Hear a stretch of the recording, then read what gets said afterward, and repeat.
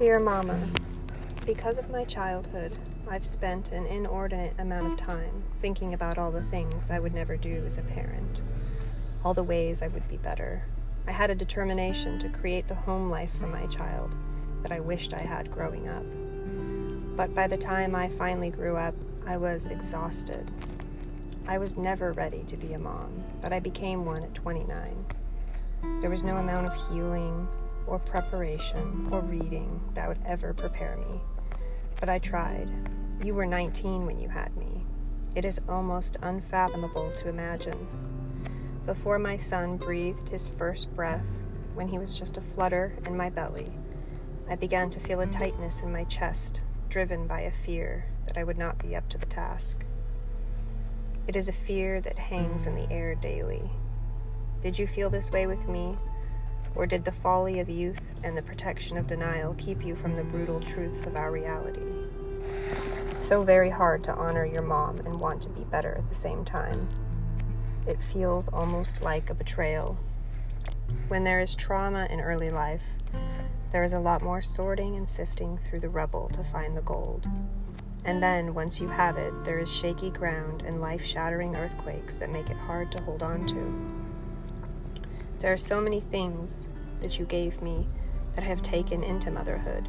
The books, the oatmeal, the inherited bravery. There are other things too, less ideal, that I've had to discard or transform or make my own. But I guess that is the case with anyone who becomes a mother.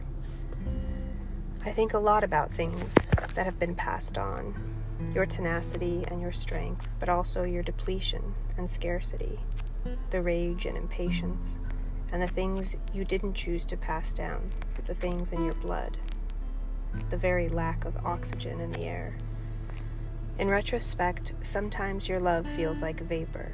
I know it was there, but it was hard to see, intangible, ghostly. You were there and you were not there.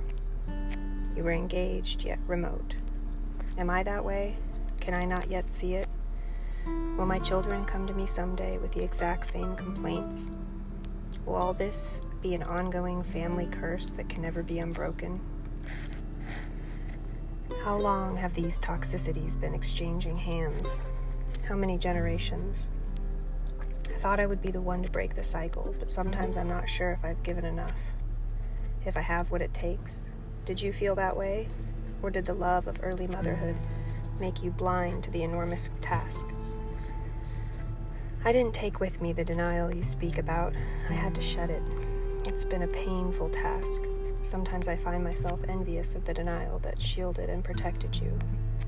Sometimes I think it's hard for you to truly imagine the weight of parenting in the present without the crutch of denial.